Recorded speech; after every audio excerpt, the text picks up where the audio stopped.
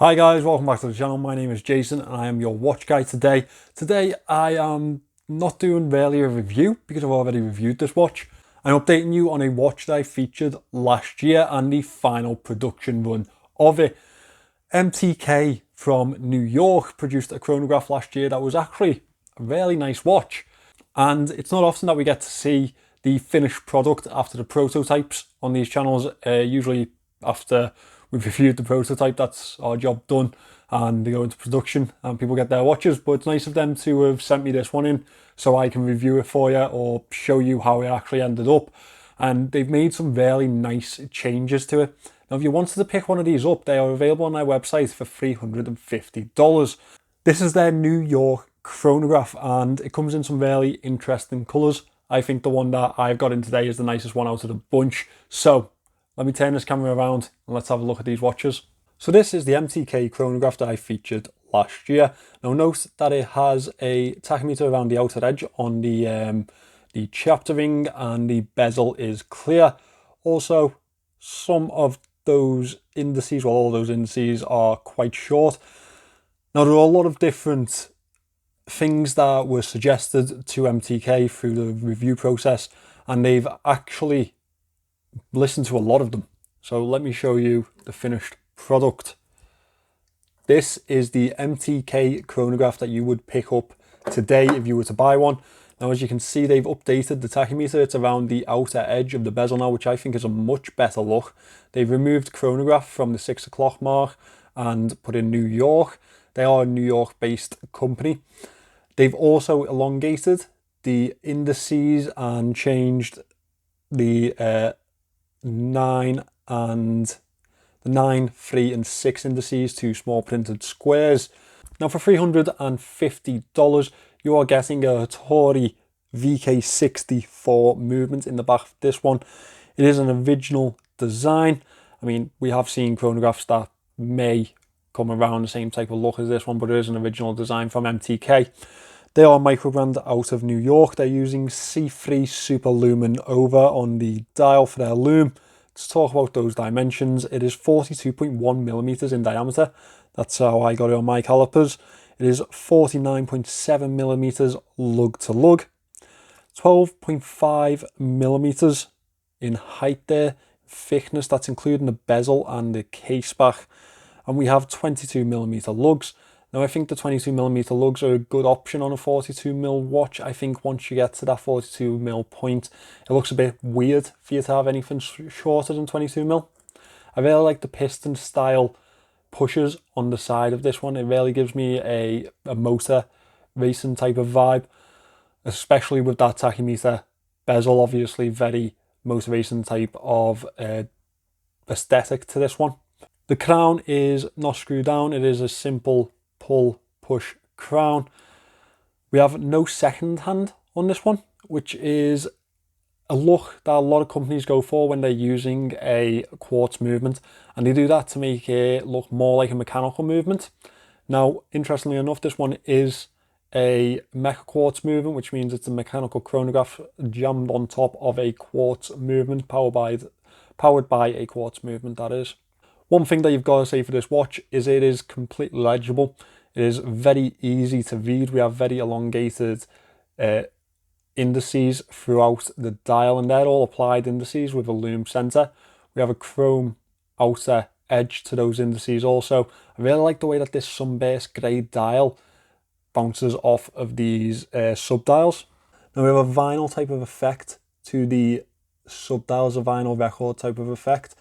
By that I mean there's tiny little circles or ridges that go throughout the dials themselves, and it gives this really lovely sunburst effect on those subdials. We have a minute counter over here to the 9 o'clock side and a 24-hour display over on the 3 o'clock side. Down at the 6 o'clock you can see that we do have a date window on this one. It is a standard white date wheel on this, and it kind of acts as the indice. I've always said if you're going to put a date window into a watch that's based so symmetrically like this, you probably want to put it in the 6 o'clock position just to keep everything on balance, and that's what they've done here. I really like the chrono second hand very broad arrow on the edge of that. Almost gives you an aviation type of vibe to this. Now, I think the best change that they did make is this tachymeter bezel. I think it's really given a very nice aesthetic outlook throughout the watch. I think it's tied everything together. We have a signed crown. The entire casing is brushed, and the level of brushing is quite good. It's not the best in the world, but it is well finished throughout, fully brushed, as well as on the bezel itself. Now, one thing that I didn't get to try is their bracelet, which they have fitted to this one. Now, we have a milled clasp on this one, double pushers, MTK fold over there. We have a good level of micro adjusts on here. 5 levels of micro adjust should be able to get you a really nice fit on this watch. Fully brushed stainless steel bracelet, 316L stainless steel bracelet, and we have this oyster style bracelet throughout. One thing that I do wish that they would have done on this is make a little bit of a taper towards the clasp. I think that would have given it a nicer wear, and I think it would have made it look a little less bulky. Another note, I do think that they kind of missed the trick with the logo on here. They printed it in black against a grey dial. Now, a grey dial, a light grey dial, as you'd see in this type of light, would be perfectly fine with that. Maybe a little bit less visible than you'd like, but nothing to complain about.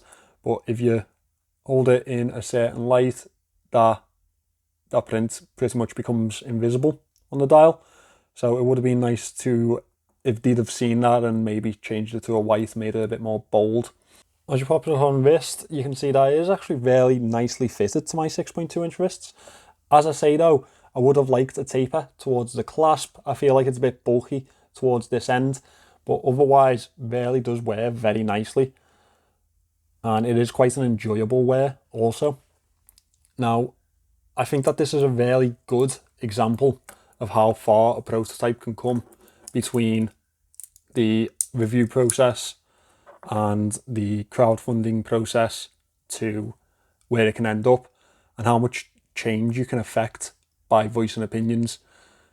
And I think this one's come out absolutely fantastically. I think they've really upped the level between the prototype and the production model. So well done to MTK. It'll be interesting to see what these do next. $350, it's not exactly the most badly priced watch. So they are obviously playing in that budget market, but they are using budget materials also in terms of the movement. So it would be very nice to see them go for an automatic watch next, maybe even a dive style watch. But to be fair, that's every micro brand under the sun now, isn't it? Nice dress style watch or military vibe watch would be welcomed, I think. It'd be nice to see what they do. So guys, that is the updated MTK New York chronograph. It was really nice of them to send this one in to me. I do still have the prototype. I still have the actual watch itself. Funny enough, this came to me completely by mistake.